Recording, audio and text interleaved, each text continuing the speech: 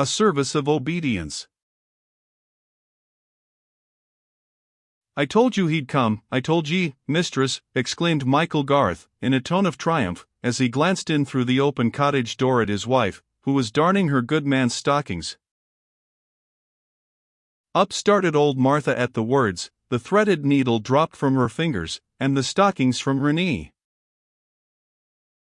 "Maybe he's only taking a turn down the road," she began, as she hurried to the door. But, before the sentence was finished, Harry Maude was striding up the narrow garden path which led up to the cottage, and, the next moment, he was heartily shaking the brown, hard hand of old Michael. "So glad to see you both." "Shall I come in?" asked Harry. And, as Martha's smiles and curtsies gave the reply, the officer bent his tall head, and entered through the low doorway into the cottage. Martha, in a flurry of pleasure, dusted with her apron the armchair which she had already twice dusted that morning, but Harry was too gallant to deprive the old dame of her accustomed seat, and took possession instead of a rush-bottomed chair. Michael stirred the wood fire to a blaze, such being perhaps his idea of a warm welcome, and stood with his cap in his hand, pleasure written in every line of his wrinkled, but still rosy face. "How well I remember this cottage," cried Harry.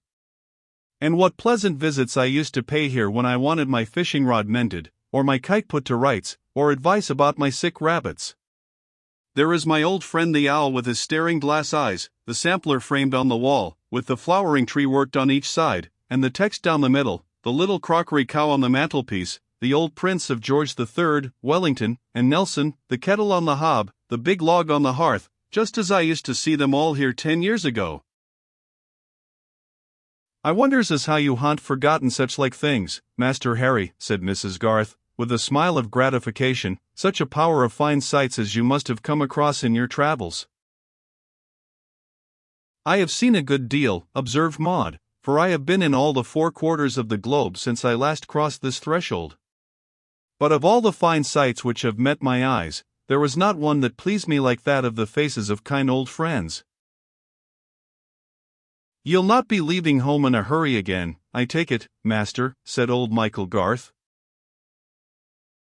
"I hope only for a very short time, but I must go up to London tomorrow." "Go up to London," repeated both the Garths in surprise, and Martha added, "Why, sir, ye only came from it yesterday." "I must return thither tomorrow for all that, but only to remain there one night." "It must be a mighty business to keep you tossing to and fro like a football, 150 miles each way, as if London weren't farther off than yon church," said Garth. The honest labourer had never made one such journey in the course of all his long life. "I should ha' thought as how ye'd ha' needed a little rest," observed Martha. "I do need rest, for I've been much knocked about," replied the young sailor, "and I'd fever in the Channel, and have not yet picked up my strength. But for all that, sick or well, I'm bound for London tomorrow." "Maybe you've a lot of money to get there," said old Michael Garth. "Not a farthing, not even will my travelling expenses be paid," replied Harry. "But sure and sartain, sir, ye can't go tomorrow, it's Miss Lily's wedding day," exclaimed Martha. "Don't you wish to be at the marriage?" "I do wish it much," said Harry Maude. "It is a disappointment to me not to be present, but I am obliged to give up the wedding, for the train starts for London at 11. "Well, to be sure," murmured Martha Garth, lifting up her hands in surprise. Michael's curiosity was fairly aroused. "What, going all the way to London, and just for one night, and the wedding given up, too," he muttered. "Might I be bold enough to ask, Master Harry, what is hurrying ye hither and thither like this?" "Simply an invitation to dinner," replied Harry, smiling at the looks of astonishment exchanged between Garth and his wife.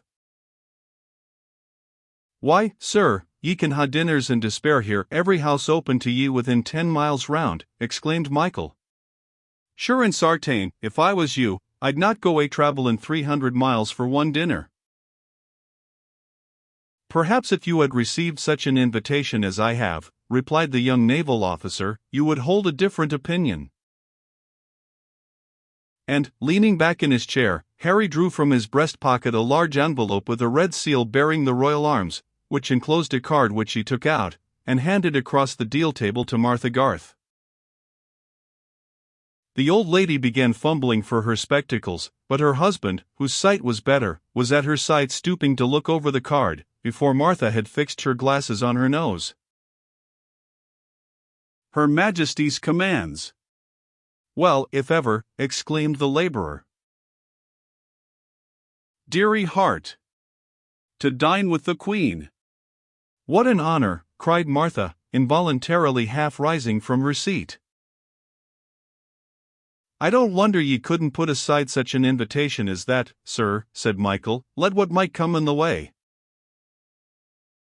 My sovereign's invitation is a command, replied the loyal young officer.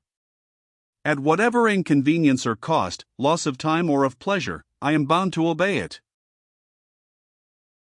And you'll be proud to obey it, I'll answer for that, said Michael Garth. You'd go to the Queen's table, if you to travel all the 300 miles afoot, with shoes, or without 'em. Would you do so? Inquired Harry, turning a quick searching eye upon the old man. The Queen's not like to ask such as me, replied Michael, with a short laugh, and he looked down on his fustian jacket and hobnailed boots. But if our sovereign were to do so, if that card of invitation had come to you in your cottage with your and your wife's names upon it, so that there could be no room for mistake, would you have thrown it aside, and let the day pass without so much as taking any notice of the gracious message from your Queen? No, surely, replied both of the Garths in a breath. Though, Martha added, neither of us be fit at all to appear before Her Majesty.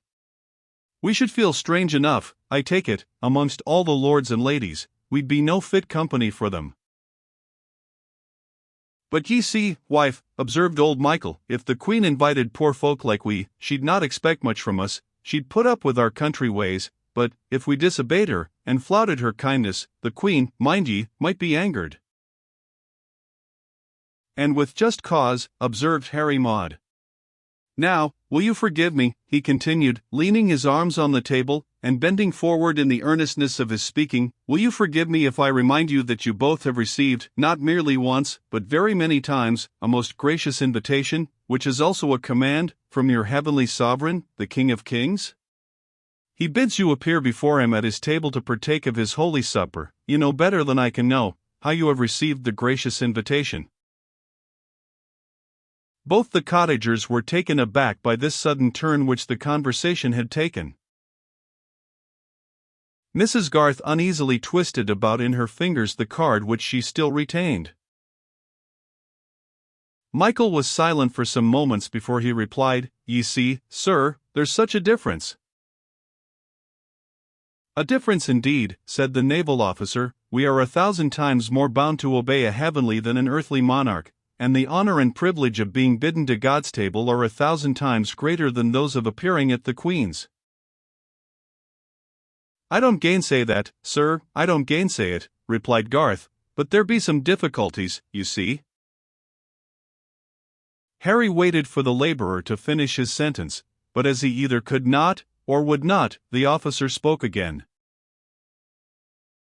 I suppose that there are few duties, Michael, which we might not find some excuse for neglecting. For instance, he held out his hand for the card which was returned to him by Martha. I might find plenty of excuses for not obeying my Queen by going up to London tomorrow. I might plead that I had just returned to my home after a very long absence, that my family were unwilling to part with me, that I was weary of traveling, that I was expected to attend at a wedding, and was very anxious to do so. I might make such excuses, and others besides, and even persuade myself that they were good ones, but in truth not one of them, nor all of them put together, would really be sufficient to acquit me of disloyal, undutiful neglect of my Queen. Now, my friends, suffer me to entreat you to ask yourselves honestly, as in the sight of the Lord, will your excuses for never attending his holy supper be such as you will venture to plead when you stand at the last great day in the immediate presence of your King? I never had it put to me afore like that, said Garth, looking fixedly into the fire.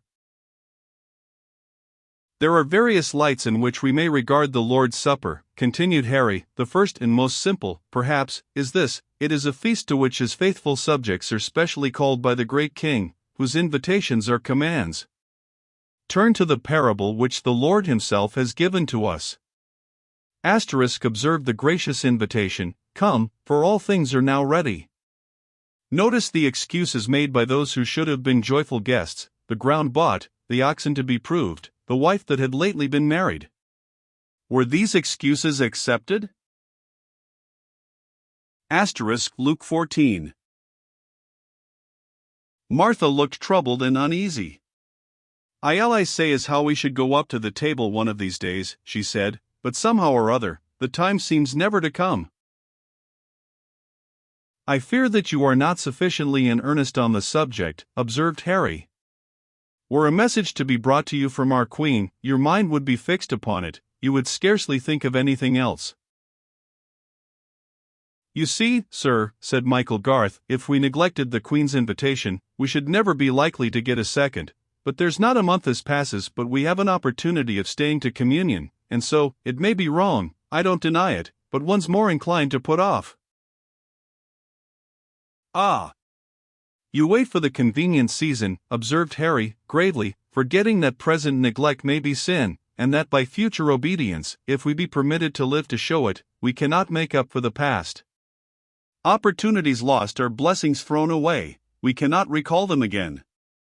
Let us not forget, in regard to taking the sacrament, that the same voice which bade us watch and pray and keep the commandments, said also, 'This do in remembrance of me.'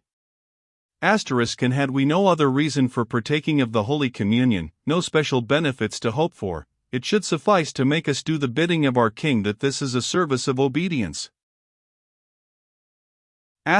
Luke 22. 19.